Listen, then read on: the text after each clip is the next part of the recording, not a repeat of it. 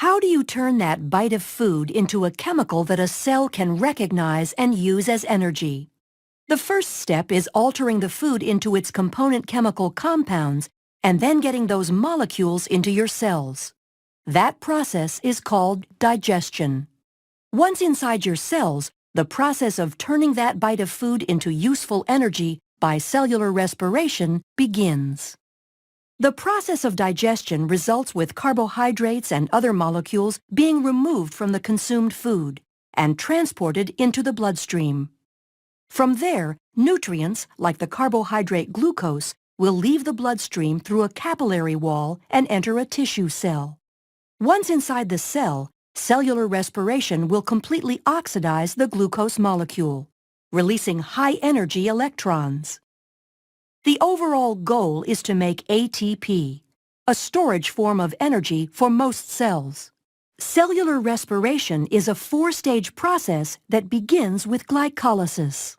Glycolysis literally means splitting sugars, and it is the first step of cellular respiration, occurring in the cytoplasm of the cell. Glycolysis consists of two distinct phases, an energy investment phase and an energy harvesting phase. In the energy investment phase, two ATP molecules transfer energy to the glucose molecule, forming a 6-carbon sugar diphosphate molecule. This molecule splits, and the energy harvesting phase begins. During this phase, the two 3-carbon molecules are converted to pyruvate, and ATP is formed. Glycolysis is a 10-step reaction that involves the activity of multiple enzymes and enzyme assistance.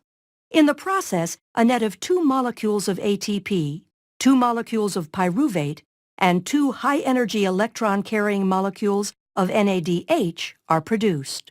When oxygen is present, the pyruvate molecules and NADH enter the mitochondria, and the next stage of cellular respiration begins. The next stage of cellular respiration involves the movement of pyruvate into the mitochondria, where it undergoes oxidation. Each pyruvate molecule is converted into a compound called acetyl-CoA. In the process of pyruvate oxidation, electrons are transferred to NAD, producing NADH, and a carbon is lost, forming carbon dioxide. The next stage is the citric acid cycle, also called the Krebs cycle. Here, acetyl-CoA will bind with a starting compound called oxaloacetate, and through a series of enzymatic redox reactions, all carbons, hydrogens, and oxygens in pyruvate ultimately end up as carbon dioxide and water. The pathway is called a cycle because oxaloacetate is the starting and ending compound of the pathway. For every glucose that enters glycolysis, the cycle completes twice, once for each molecule of pyruvate that entered the mitochondria. During pyruvate oxidation and the citric acid cycle, a net of 8 NADH, 2 FADH2, 2 ATP, and 6 CO2 are produced for each glucose molecule. In order to understand how the majority of the energy is produced by aerobic respiration, we need to follow the NADH and FADH2 molecules to the next stage, the electron transport chain. The electron transport chain is a series of membrane-bound carriers in the mitochondria that pass electrons from one to another. As the electrons are transferred between the membrane proteins, the cell is able to capture energy and use it to produce ATP molecules.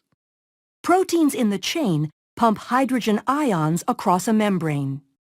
When the hydrogen ions flow back across the membrane through an ATP synthase complex, ATP is synthesized by the enzyme ATP synthase.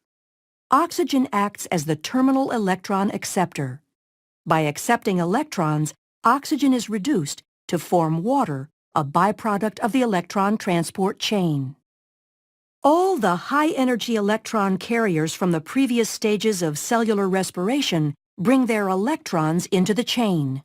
From this, the bulk of ATP from the entirety of cellular respiration is produced.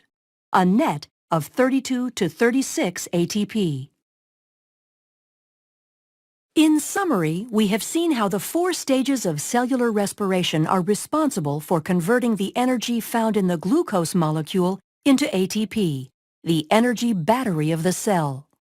On average, 36 ATP molecules are produced per glucose molecule that entered the cell. In the process of producing ATP, oxygen is brought in from the bloodstream to be the final electron acceptor in the electron transport chain, and the carbon dioxide that is produced as a byproduct is released. The goal of cellular respiration is to transfer the energy from the food that we eat daily into ATP that our bodies can use.